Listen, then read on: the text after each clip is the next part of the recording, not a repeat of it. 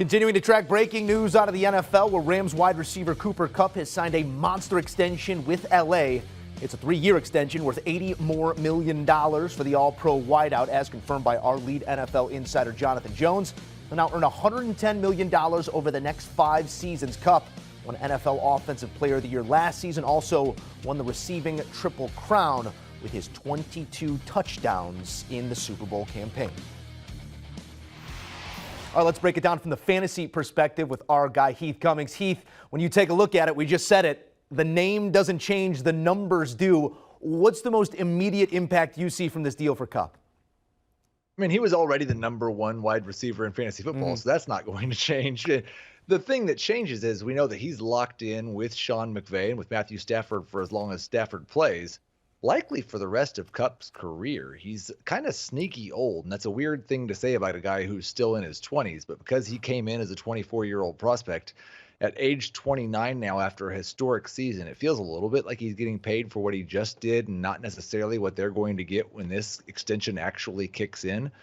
But it does give you a little bit more security knowing where he's going to be in terms of dynasty. Now, the only caveat to that is that Sean McVay just designed an offense that revolved around Cooper Kupp.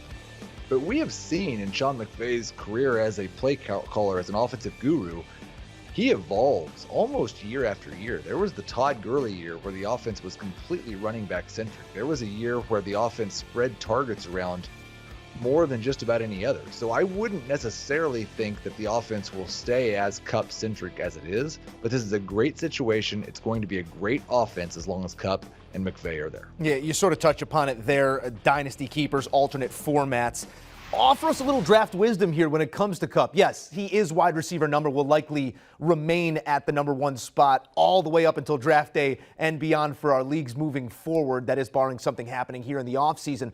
But when you look at an entity and an asset like Kupp and what he could bring in an encore performance, expectation it's going to be 2,000 yards plus.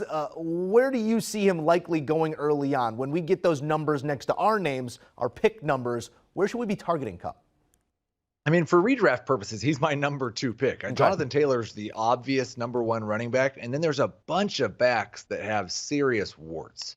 And so I'll take Kupp over all those guys in a redraft league. In Dynasty, it's a little bit different. He's definitely not a top 2 wide receiver. Justin Jefferson and Jamar Chase have locked those 2 spots up, maybe for the next decade.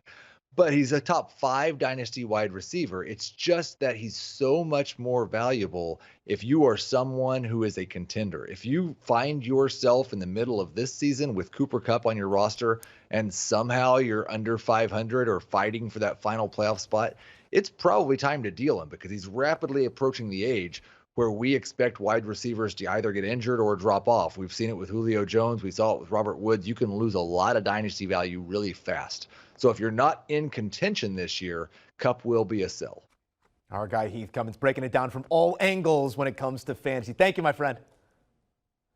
Oh, there's plenty more coming your way on Fantasy Football Today. It is the premier podcast in fantasy sports as our team takes you through the ins and outs, the latest breaking news. There is no off season when we're talking fantasy in the NFL. Download and subscribe to Fantasy Football Today.